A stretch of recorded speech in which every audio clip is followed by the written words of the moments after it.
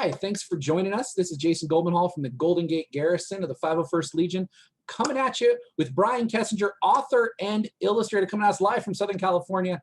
We're going to talk to him today about all of the art he's done, all the different hats he's worn. And while you're watching, please don't forget to donate to First Robotics, an awesome STEAM organization helping kids learn about all sorts of great skills. Go ahead and click that link, give a donation over there, and let's get talking. Brian, how are you tonight, my friend? I'm doing good. I'm coming off a 3-day weekend, so that's always amazing. How are you doing?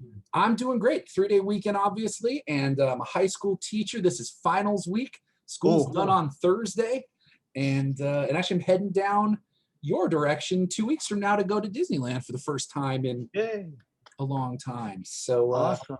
Yeah, which is a nice transition. Let's talk. So I was Google stalking you and Instagram stalking you and all sorts of stalking you. I saw you've been working for Disney for quite some time, 20 plus years. I want to start though, and this came from Wikipedia, so we know it's true. Oh yes, it's real first. It's exciting. Wikipedia calls you the youngest animator in the history of the company. Whoa. First off, is that true? Is that accurate? It is actually. Tell us about that. It's slightly true. Okay. Of all the things I've done at Disney, I've never done actual animation. Okay. So, but I was the youngest artist hired there, and I think that still holds true. That's my title.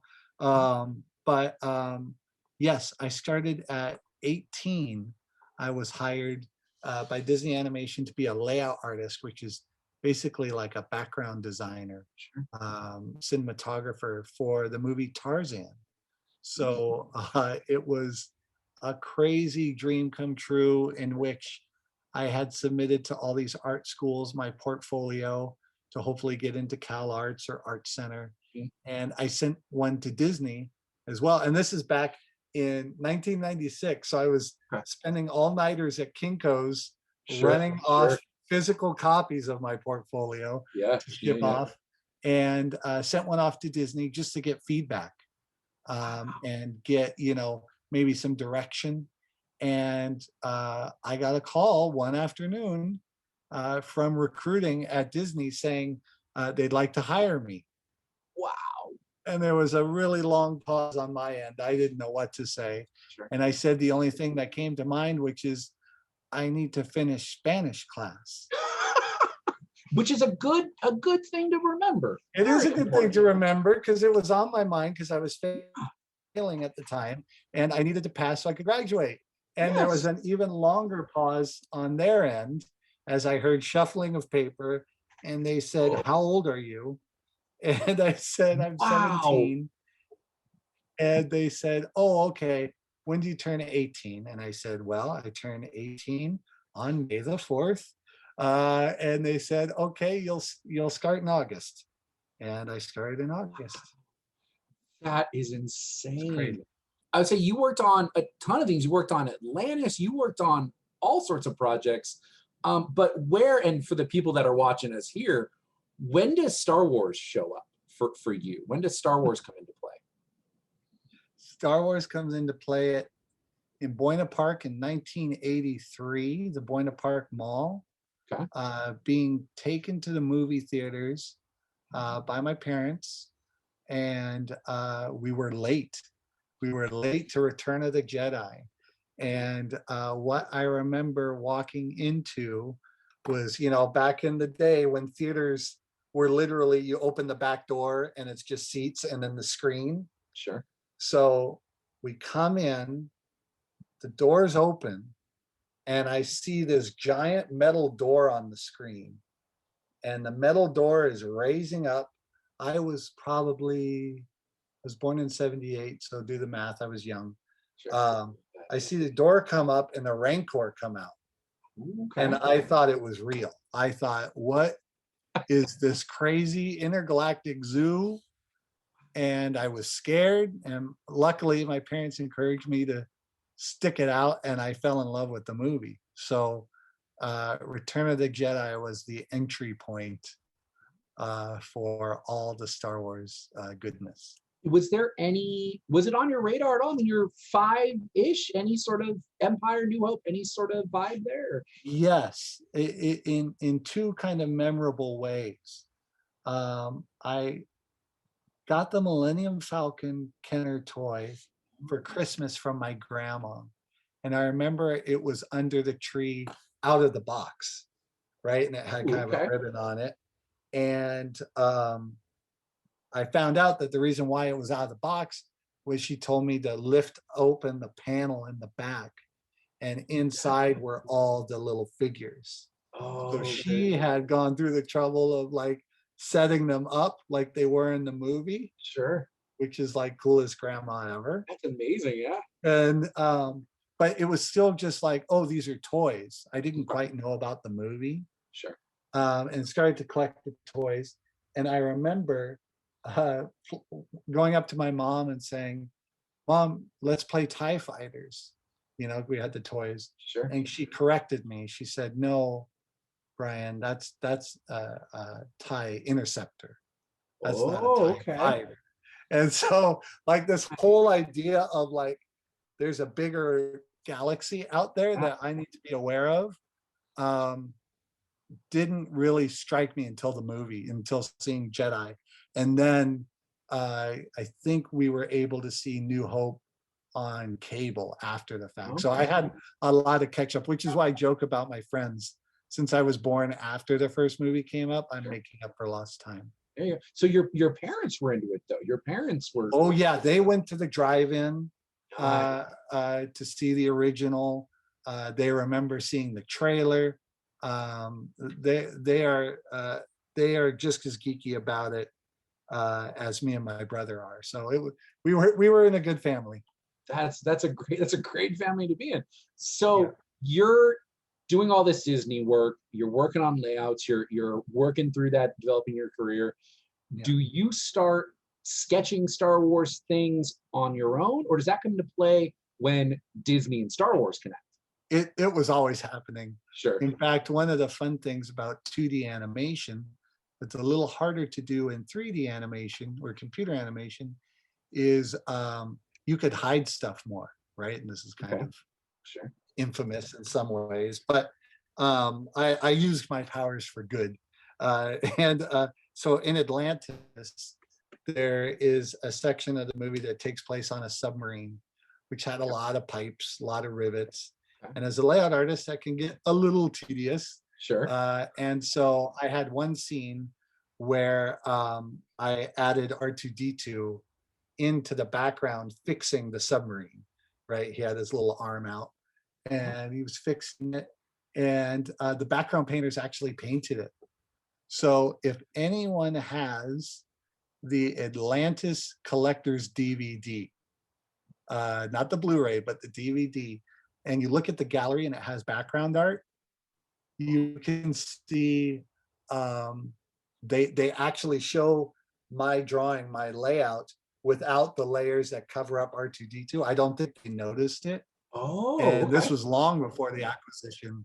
Sure. And so we were always hiding stuff like that everywhere. And now, so I mean, people that are watching this are now going to try to find this. If we watch Right. If we watch it on on Disney Plus, if we stream it, can we at least see R2, or is he obscured? You can see, if you know where to look, and I'll tell you where. You can see his eye. Okay. On the dome.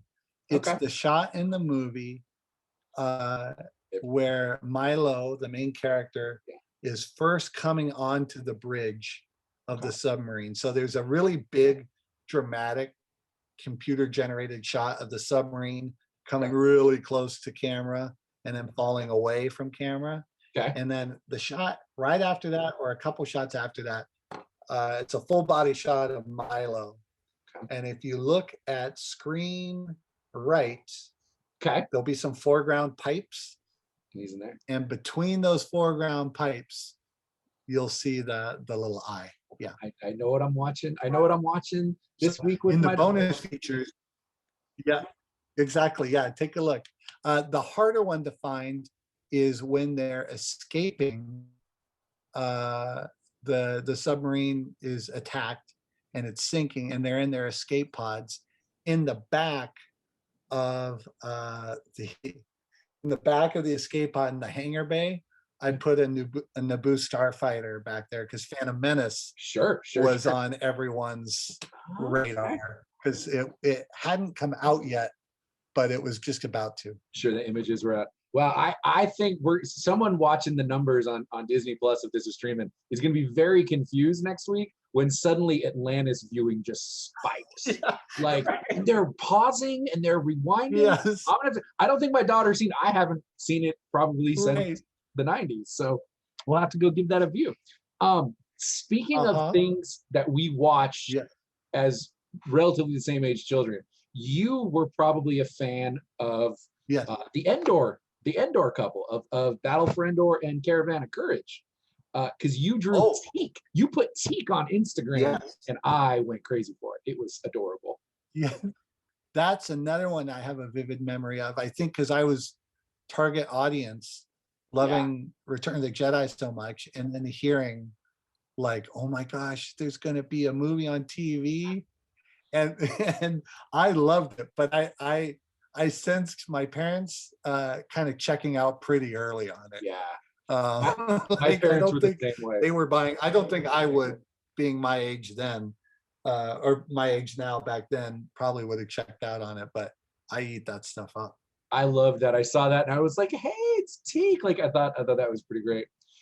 So I want to talk. So obviously most of our fans, most of the people watching this, probably know you from Kylo. Probably know you from your Kylo and the homage to Calvin and Hobbes, which sort of like, Caravan of Courage and those formative Disney movies, like that was, I mean, I ran to the table every morning to read the paper, to read Calvin and Hobbes, and I read it with my daughter, and she's read through them all. Where does Star Wars and Calvin and Hobbes come together for you? What happens there? How's that happen? It's crazy. It happened after I saw Force Awakens for the first time, and I saw, which I loved. If we're going to be friends and honest here, living through the prequels as they came out was a different experience than seeing the original trilogy. I've since grown to be nostalgic about the prequels, and I like them. They I've come around. Yes, I always say that I was not their target audience. I was a little older than their target audience, but I can enjoy them. My daughter, she's 8, she loves them. Yep. I love parts of them. There's parts of those movies that I will watch over and over and over again. But I think because I saw the sequels with my daughter and with new fans, those got me a little deeper. Yeah, it's interesting because I think I am really nostalgic for the music in the prequels. There's some really great, and it was used so much in the video games. Yes. And so, I've come around. Sure. And, but so Force Awakens, when that played out, I'm like, oh my gosh, they've done it. They, like it felt like so fun, so engaging, so character driven. And when I saw Rey sledding down that hill, that dune, for whatever reason, and it's kind of how my mashups usually work, is just the image popped in my head of Calvin in his red wagon. So when I came home, like most movies that I see that I'm inspired by, like I just have to draw it.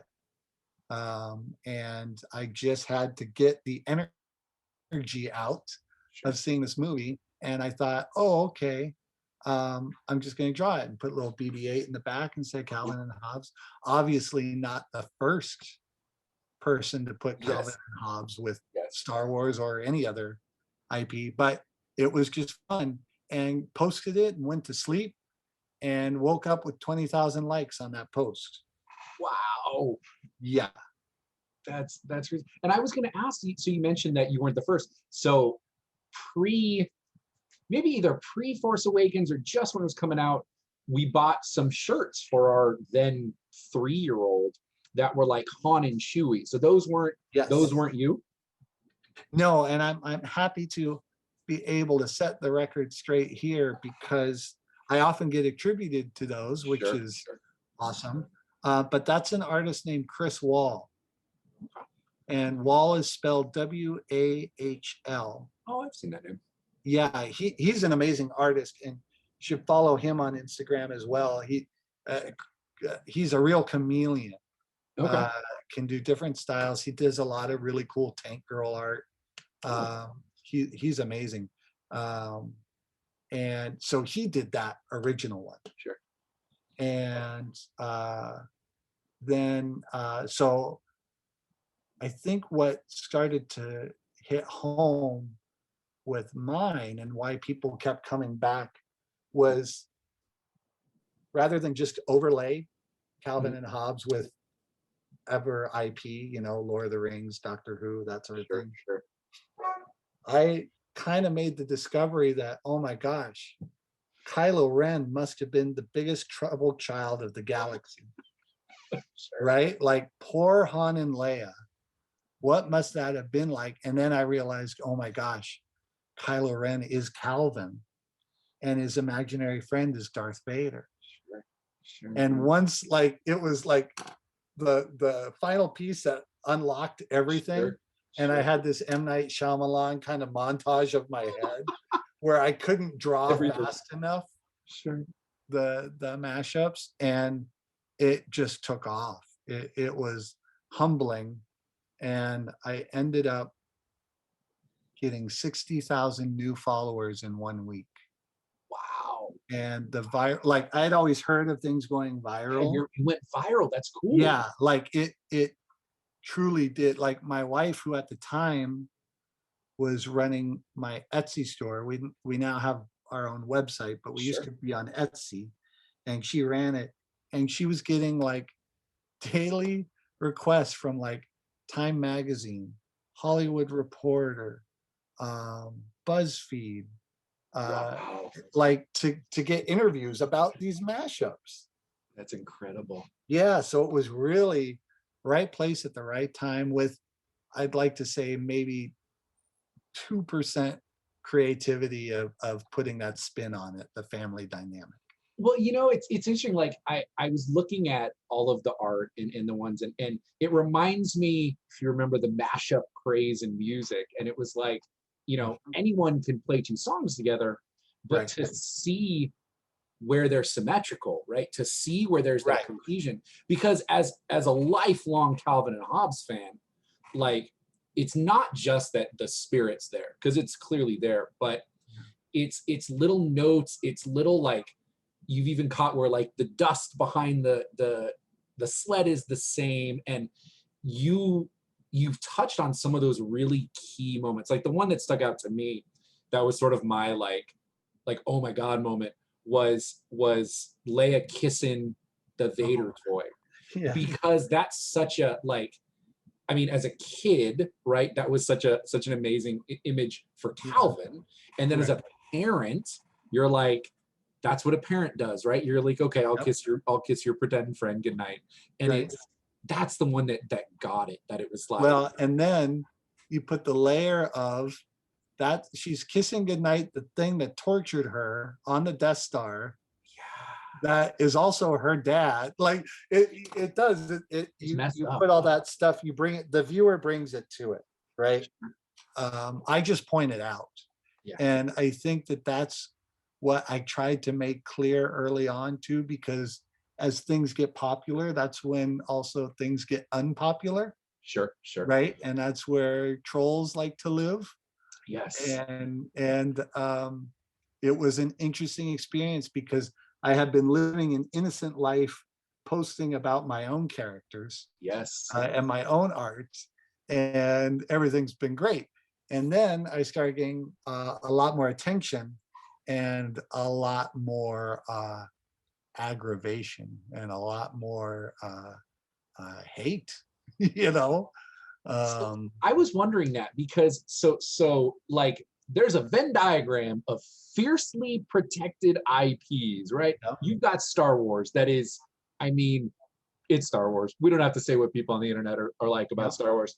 And you have Calvin and Hobbes, where it's obviously much lower key, right? It's a smaller group, but Bill Watterson's so protective of that. The fans are so protective of that. I mean, the only other Calvin thing I can really think of is the Calvin sticker with him like being a jerk. And as a Calvin fan, I was always like, that's not okay. But you chose, you talk about trolls, you found the biggest bridges, the two largest bridges with the darkest underhangs. And you jumped in at the time they were the most fired up. Like, I mean, like, if I was running your Etsy site, I would have yelled at you. But it's how do you do that? Because you have two communities who love those images, and for those images they are their childhoods. How do you manage that pressure to do them both? How do you rationalize that? Yes. Why would you do that? I do it because it's genuine. Sure. Because I love it and I know it. And I kept doing it for fun. And I made it very clear, because as things get popular, people are like, we want shirts. We want books. We want calendars. We want to buy it, which is a really nice sign, right? That you're doing something fun and people like. But I also had all those stories of Bill Watterson, fiercely protecting, and rightfully so. It's his, Absolutely.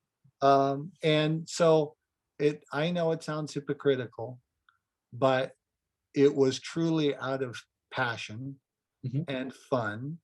And what came of it was a launching point to where little Kylo could actually exist on his own. Sure. Which is kind of cool, and we can talk about that later. But there was a lot of negativity from fans of Calvin and Hobbes, where they would say really mean things. And so that was kind of my trial by fire. Sure. But I did know that, like, hey, in my heart, I love this stuff. I'm making people laugh. I'm touching into nostalgia. It's what I do for a day job at Disney, is being able to find emotional connections between images and put that out in the world. And I'm going to do it because, it's not hurting people. Sure. And it's enriching people. And I don't mean to sound defensive about it, but it's fun, it's harmless, and I will keep doing. And I've said this too in other interviews. I'll keep doing it until it stops being fun, or I stop having ideas. But for now, I'm enjoying the ride, and the people who love it far outweigh the negative. But we as humans can only keep hearing the negative, right? Absolutely. So it's all good. Does that answer the question? Yeah, no, that's amazing. Of course. So I do want to talk about Kylo, but I want to get there. I don't want to drive directly there. So I actually knew of your art not from Star Wars. I am, in addition to Star Wars, I'm a huge comic book fan, and sort of oddly, not oddly, I'm a big fan of Declan Shalvey and Jordi Belair, who illustrator and inker. Yes. And if you've read any comic in the last 15 years, Jordi Belair has colored it. And they did covers for your Groot, right? It was Groot or Rocket. It was Groot. Groot. And I've seen those, and I've seen some of those images. How did that come about? How did you get into making your own comics? Yeah, that came about in a very fun, very surprising way, because I had been doing my own books about a girl and her pet octopus, and they're kind of Monty Python-esque guidebooks for caring of domesticated cephalopods. Yes. And they're picture books, basically. But one of the main characters, the octopus, is drawn pretty realistically, and yet is very emotive. He doesn't talk, and you can only see his eyes. The beak of an octopus is pretty well hidden. Sure. And so people have really responded to those characters. And I got this email, and the subject line was "Greetings from Marvel." And I thought, oh, cool, spam, and deleted it. Sure, right. And then a couple weeks went by, and "Greetings from Marvel," spam. I thought I unfollowed this, Yeah. Third time, "Greetings from Marvel, asterisk, please read." And so I read, and it was actually Marvel trying to contact me. And they said, "We have a comic series that's coming out. We can't tell you yet, but we'd like you to do a test for it." Because at this point I had been storyboarding for Disney, but have never done comics. And so I said, okay, yeah, I'll do the test. Sure. And they're like, okay, cool. We can't tell you what it's for, but here are some sample pages. And the sample pages were from Scotty Young's Rocket and Groot series. And so it was just script pages. And they said, go ahead and illustrate these 3 pages. And I did the test, and they wrote back, and they're like, okay, we'd like to hire you to do Groot's first standalone comic. And I was like, oh my gosh, Guardians of the Galaxy had just come out. The first movie. And so Groot, kind of being the standout star, they wanted to give him his own, originally 5-issue, but it turned out to be 6-issue. I thought it was longer. Run. And it had an amazing writer, Jeff Loveness, who was at the time writing for Jimmy Kimmel, but since then wrote for Rick and Morty, and now he's writing Ant-Man 3 for Marvel. So he's certainly like on the rise. And the script was amazing. And the reason why Marvel reached out to me was because they had actually seen my octopus books, and they needed an artist who could convey emotion and character through someone who can't speak that much, right? Only 3 words. It was Jeff Loveness, the writer, who scripted the amazing conceit, because what happens is Rocket and Groot get separated. So Groot, through most of the series, is by himself. And so Jeff had come up with this great idea that we write "I am Groot" rather large on the page, and then I illustrate within those words what "I am Groot" means in that context. So super challenging and a lot of extra pencil mileage, but really satisfying, because they wanted me, as you know, with comics, they normally split up penciling, inking, and color. But based on my book series, they asked me to do all 3. That's really cool. It was really cool. And I was storyboarding on Moana at that time. And that's when I found my personal limit of how much I can burn the candle at both ends, because I'd be doing a full day of story on Moana at Disney, and then come home at night and have to figure out a way to get 4 full color pages a week to Marvel. That's crazy. Yeah. So, but I couldn't turn it down, because it was such an amazing opportunity, and I'm so glad I stuck with it. Absolutely. I was wondering too, because so I'm a big Scotty Young fan. Love, like, I Hate Fairyland, and I collect all the variants he does. And I remember noticed, because originally, I'll be honest, I thought it was Scotty doing it, because there is that similar vibe, and it's a cool, like, I like that Marvel sort of recognized both of you and all the artists, like, there's a different way of making that story look, and a different way of portraying that, and I think that's really cool. going back to Star Wars, because Yes. we don't know people Different galaxy. different galaxy, maybe who knows? Maybe. They're owned by the same people. That's true. You have done some Star Wars comic-y stuff. You did C3PO doesn't like sand. Yeah. And that I was wondering, and this sort of actually ties into something you were saying about other artists who are chameleons. So I noticed you've done some Charles Schultz Peanuts Star Wars stuff. You did some Tartakovsky stuff recently. You did a Tartakovsky one with the Legend of Zelda. How do you, when you're doing these things where you have to, to homage this artist or that artist, and then code switch and do, okay, this is going to be me. How do you do that, right? Because obviously, like, everyone draws on their inspirations, right? Writers I like come up in my writing. Musicians listen to come up in their songs. How do you do that where you say, okay, this isn't going to be Watterson style, Schultz style, Tartakovsky style. This is going to be Kesinger style. Yeah. It comes down to the stuff that I really liked as a kid, which was usually really detailed stuff. Okay. And I consider myself more of a draftsperson than a painter. So I have most of my fun in the inking phase. Okay. And so when I want to draw something that's for me, it's usually going to be drawn anywhere between Brian Froud, right? Concept designer from the 80s for Henson, beautiful illustrator. Sure.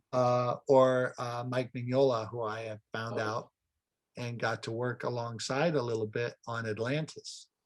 And so that kind of blending of really kind of graphic old Jack Kirby style drawing, mixed with, of course, Disney animation. Sure. Right, which is, when I was a kid, my friends would be drawing from comics, whereas I was drawing from Disney cartoons. It's just something I was always drawn to. So I think my stuff, personal stuff, tends to be a little more animated, and a little bit more in that phase, as opposed to Sunday comics or comic books. Sure. I noticed you talk about Disney cartoons. You did a steampunk gadget from the Rescue Rangers, and my daughter doesn't want to watch Rescue Rangers. She's not into it, but that's one of the things I've gone through on Disney Plus since we got it is my old Rescue Rangers. So we've talked a little about Kylo. You answered my question of sort of how he came about. Tell me about little Kylo, because that's probably what people are looking for. Tell me about it. Little Kylo is pretty crazy little phenomenon. But what started happening was I was able to almost take him out of the mashup lands and do his own little scenarios. Yeah. Right. And that's when I started to really have fun telling my own Star Wars stories with the Muppet Babies version of Star Wars, right? Like just what would that be like? What's the schoolyard version of Star Wars? Where I didn't have to worry about canon, and I didn't have to worry about leveraging off of other comics, right? Basically doing overlays.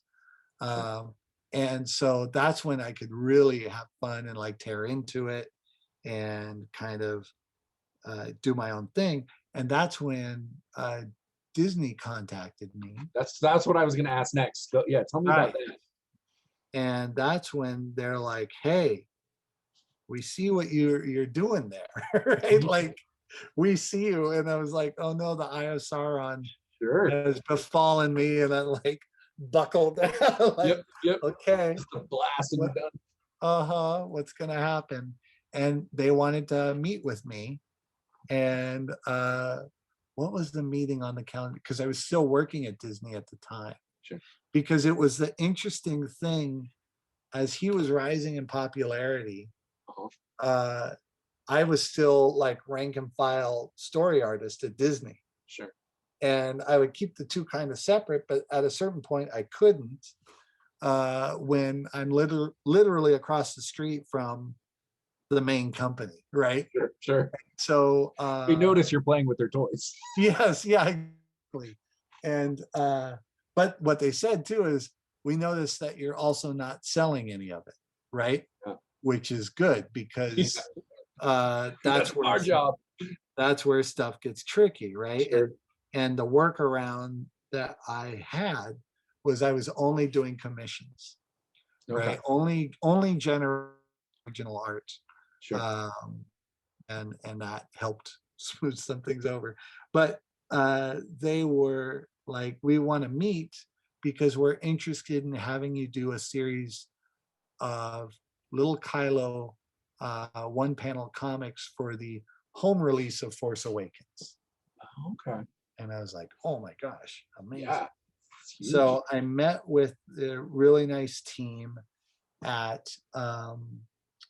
Consumer, was it? No, it was Home Entertainment was the division, right? And so they're like, yeah, will you do 5 comics that we can brand and put out on our social media, right? Okay, yeah, yeah. And I'm like, yeah, sure. And so they sent me this really nice reference packet, which I accepted, but I'm like, I don't need this. Sure. I got this.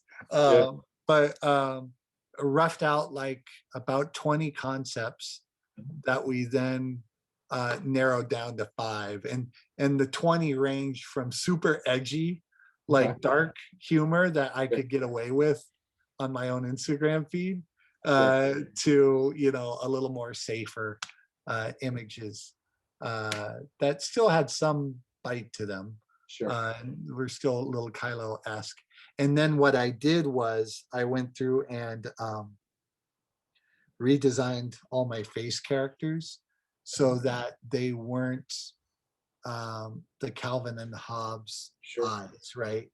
Because I'm like, okay, this is transitioning into its own thing, which again, very nuanced, right? And plenty of debates online of like, well, this is still Calvin and Hobbes. Proportion based, you know, that we could do a whole podcast on walking that through. But figuring out that all the face characters would have different proportions, different eye shapes, than the comic strips, we were able to work out a look and design for these characters that could be canon adjacent. You know, and actually have the Star Wars logo on them, in which, you know, coming full circle as a Star Wars fan, seeing my signature directly beneath the Star Wars logo was a huge goosebump moment. Oh, bad. You know, it's interesting. Like, there's that process. It's not. I mean, it's not common, but there's folks like Karen Hallian and Jen Bartel and other artists who have done that, right? They were doing their tributes to this art and showing their love of this art and honoring this art, and then Disney and Lucasfilm goes, come on over. You want to do a cover? Right. You want to do, you know, this anthology? And it's like, as someone who always, you know, goes to Comic-Con and buys the art from those tables, it's been really cool to see, like for us, it was Karen Hallian, when it was like this person that was sort of like our little secret, you know, oh, we got it at Comic-Con. That's a Comic-Con.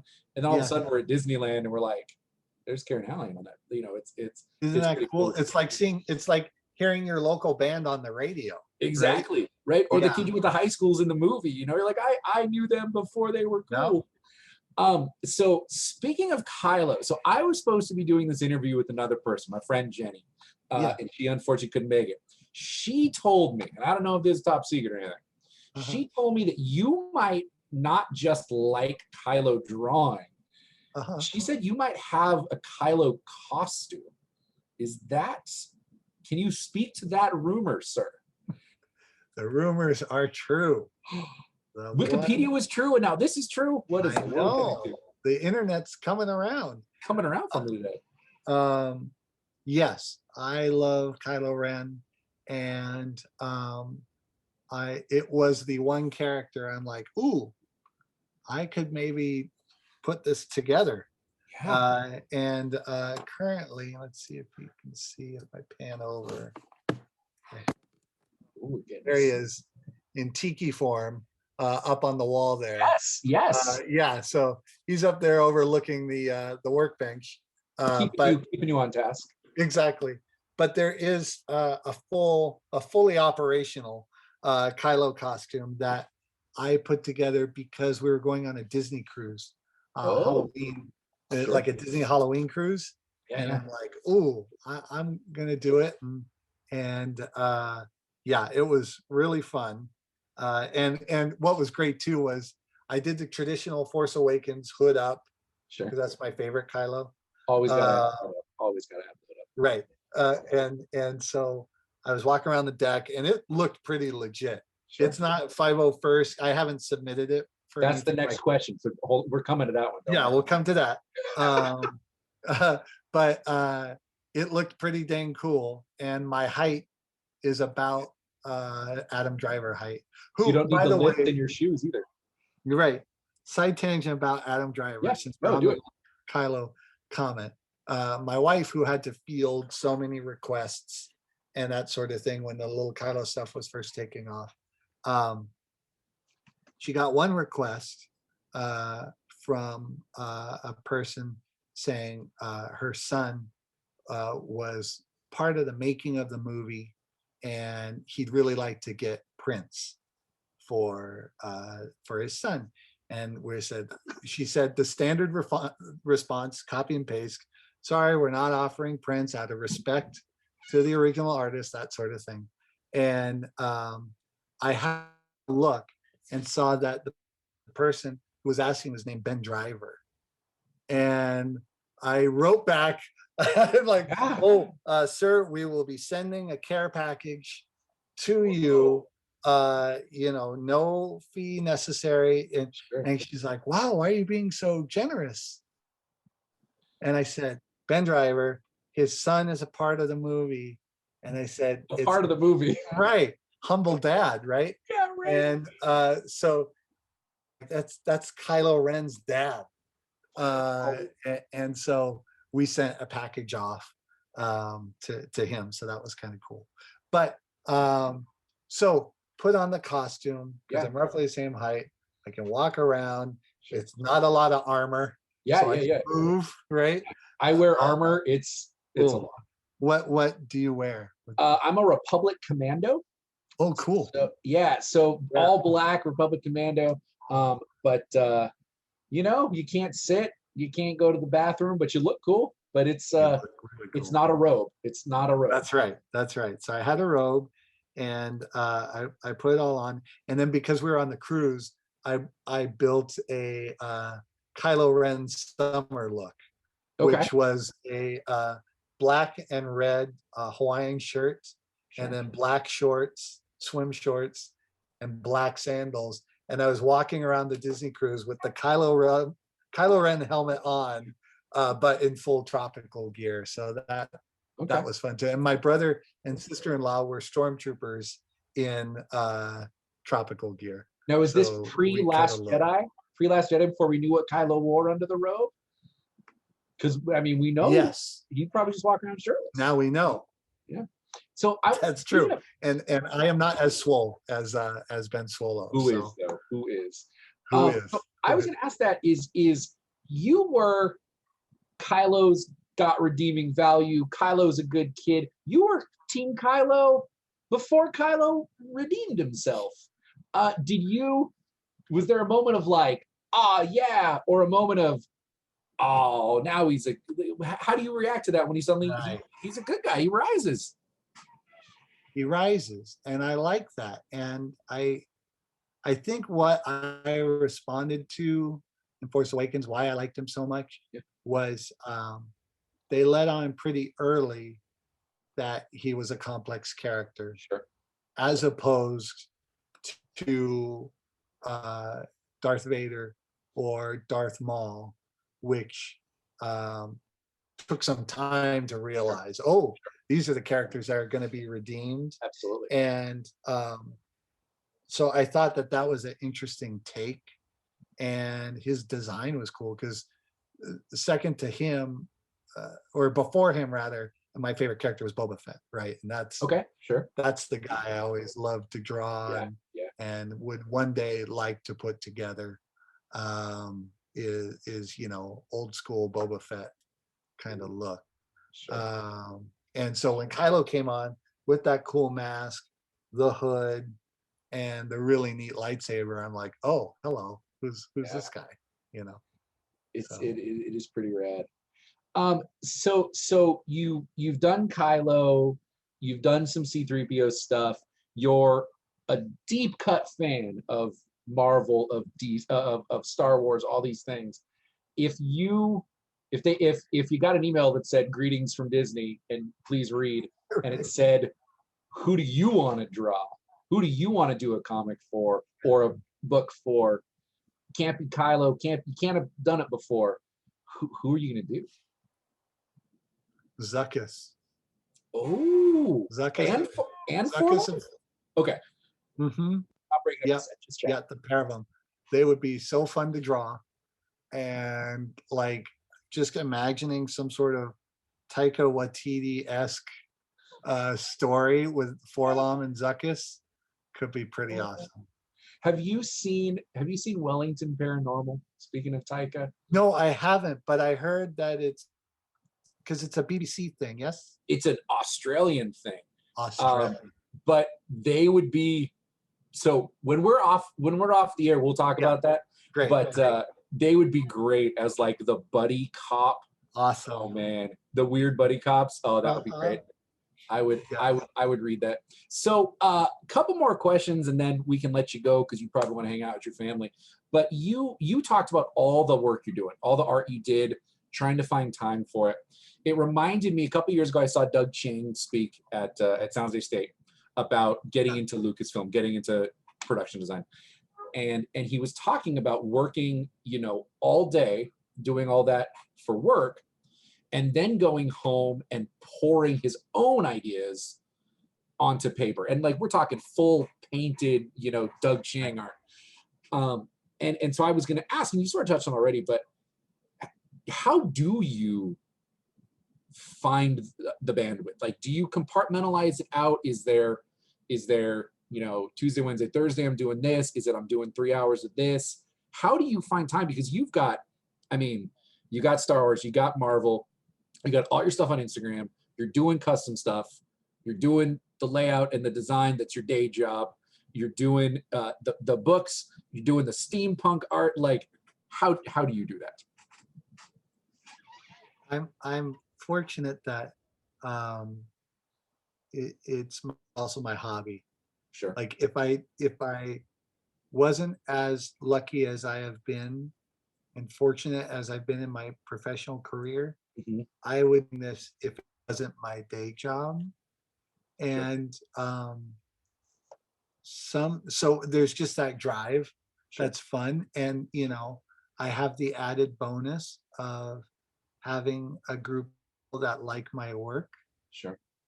And so like I get more instant feedback than others might, so that helps drive things. But I have to say it's the love of the game. Like, sure. It's those, we were talking hockey earlier. The hockey players that would still be playing on the pond even when they weren't, Exactly. Yeah, like I love it. This is what I love. I have other hobbies. I love tabletop miniature games and I love painting and that, but guess what? It's all Star Wars miniatures. Like it's just, like what I like to do. So I think my advice for people who are trying to find that inspiration is to not force it, because once you do force it, you freeze up and it becomes that much harder. So goodness knows I've been drawing since I was 7, and I would love and that's the thing. And the same is true for Karen. And it's why I, look up to Karen Hallian so much as well, is like, she was an art teacher, Yeah. right? That had to make do for her family, and had to make a big jump, and started doing art for herself and what she loved. And that attracts people, and people can sense authenticity. Yes. And if you're being authentic to yourself, that's going to come through your art. That's going to come through your costume builds. That's going to come through your droid builds. And it will be easier. So I encourage people to find what they like and enjoy it, and it will get there. That was poetic. That was that was good. That was Oh like, shoot, we weren't recording. Oh no, no. no, I know I'll do it all over again. spurts out. You said something about no, so I was looking at your different Instagrams, and what caught my eye is you painted and weathered the DJ Rex speaker. Oh yeah. And what caught my eye was the blue painter's tape, because I use so much blue painter's tape. Like I bet. So much of it. And you mentioned you liked the Kylo, so we have to come back around. This is the 501st Legion interviewing you. Yes. When are you gonna do it legit and come join us? So I've certainly gotten the bug. Yeah. And I was fortunate in that the Kylo helmet I have and the Vader helmet I have were both gifts from a friend through Anovos. So I already start the ground running with like really nice looking helmets, sure. Right? Yeah. And but I've been building a lot of miniatures and model kits and that sort of thing. And I had just finished Tom Servo back there, which is my first a 1-to-1 prop, right? So like all the I'm like, oh, hey, that's kind of cool. And I've been flirting with building an R2. And so this past May, I've started building my R2 through the Droid Builders. Really? So it was interesting. You mentioned like whenever you're building your armor or your droid, and I was like, that's interesting. You mentioned the droid because we haven't really talked about droids. That's where it comes from. So that's the new development. And I've got legs gluing in the backyard, drying right now. Nice. And so I'm starting that journey, and which I know is a long one. But if I can get a droid down, I can certainly get a Boba Fett, I would think. What's funny too is we're really fortunate. All the costumers in California, we have huge garrisons, and we're around. I mean, Lucasfilm is here, Hollywood's here, Comic-Con's here, WonderCon's here, Celebrations comes here. We get to be costumers where there's people from the industry that are watching and giving tips and giving pointers and all those things. And I don't think you ever get jaded doing it. I don't think you ever get like, we're just pretending, but you do get to a point where you're like, okay, I know that stormtrooper's just my buddy, the guy I went to lunch with. But when a droid comes out, like I'm 39 years old, I'm almost 40. I know that that's not R2-D2 in my head. I know it, right? I know the guy. The guy's name is Chris. He's got the remote control. He's standing right there. But when a droid comes out and beeps at me, like that's it. The disbelief swarms back in, right? And you suddenly I talk to R2. I tell R2 he's a good droid. And pat him on the head. It is people talk about like what they get excited for. Like when a droid comes out at a troop, that's it. That's it for me. I know Darth Vader is my dude, right? I know Boba Fett. I know him and his kid and his wife. Like the Royal Guard over there, I know him. But R2, my brain goes, that's really R2. He's here. He's fixing his ship. He's doing a signing. Oh man, you're gonna have so much fun. I have to tell you a fun story. I know we're a little over, but I got nowhere to be. So a couple years back, for Star Wars Reads Day. It happened to line up that C-3PO Does Not Like Sand came out that year. Sure. So it was chosen to be kind of like the poster book As it would. for Star Wars Reads. And so they asked me to come to an elementary school in downtown LA and read to the kids, read the book to the kids. Wow. And for those of you that don't know, it's a really fun picture book written by Caitlin Kennedy, Yep. no relation, that is a great story with, it reads like a picture book from the 70s. Sure. And it's just the droids. It's C-3PO, R2-D2, and BB-8. So half the book is beep, boop, beep, or brr, brr, brr, right? Like, and so I'm like, well, I could do that for the kids, but I pitched back to Lucasfilm, we should get some droids out, right? Because I had an eye out on the droid builder scene at this point. I was doing research, and I said, look, you're Disney, we're in LA.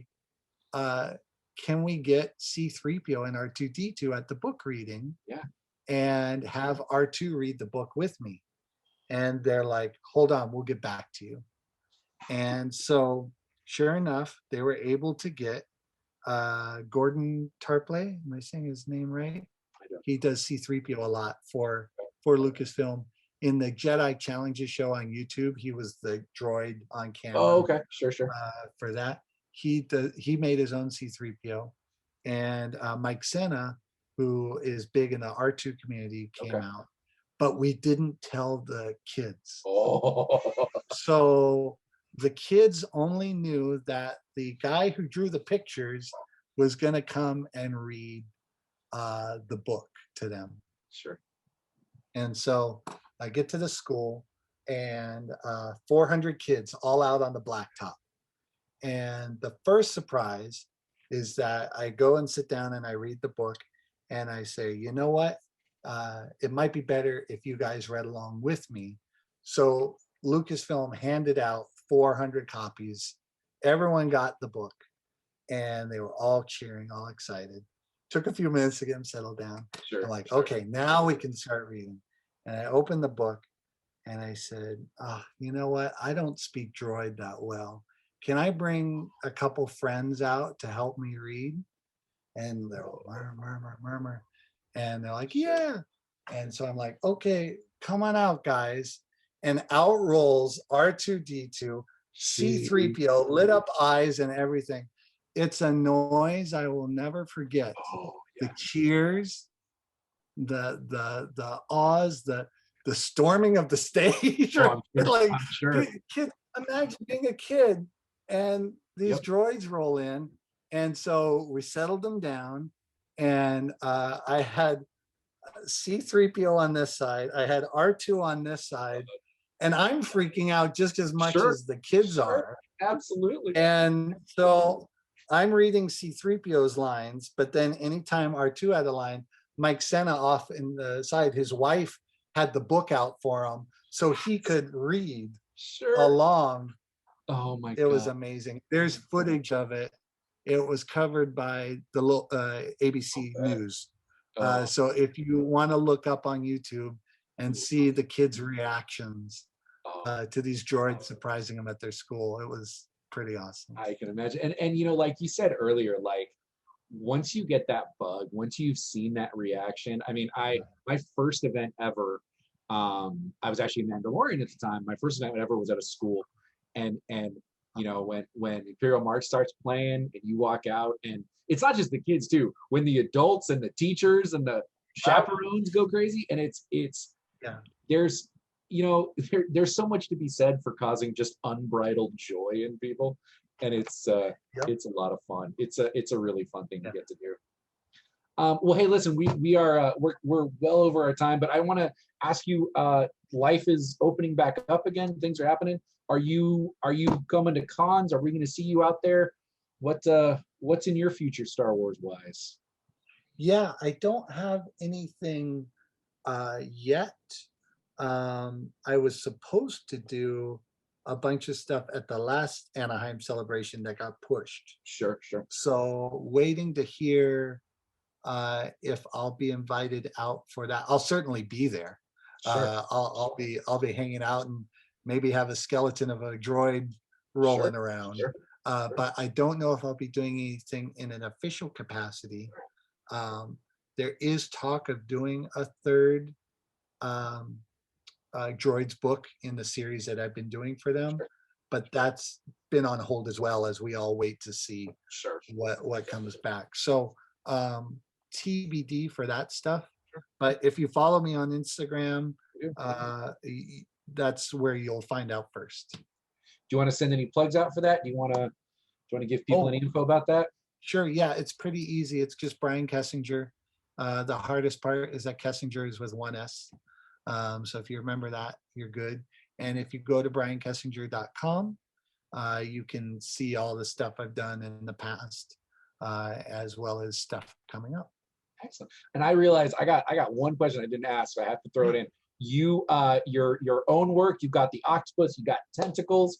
When are we going to see Lil Borg Gullet? When are we going to see Star Wars tentacles?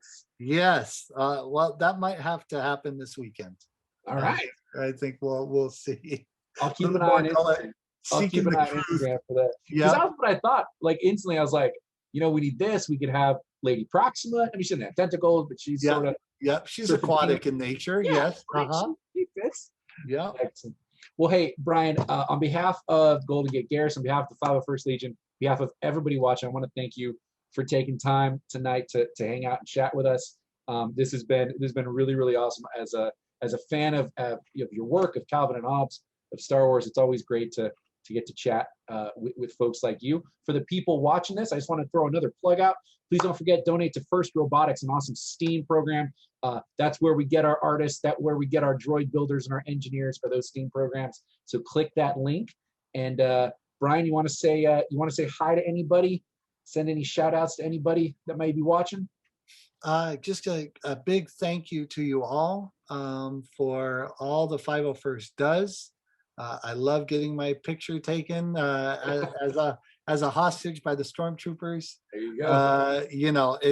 It does. You all do amazing work. You make the world a better place, and I really enjoy that I got to spend some time with you, and it means a lot that you and your organization reached out to me. Hey, we're all here playing in that sandbox and celebrating what we're all creating here. So it's really good talking to you. Otherwise, everyone, thanks for coming. Thanks for donating. Enjoy the other programs we got scheduled. And hopefully we'll see you guys in the galaxy sometime soon. Have a good one. And the force be with you.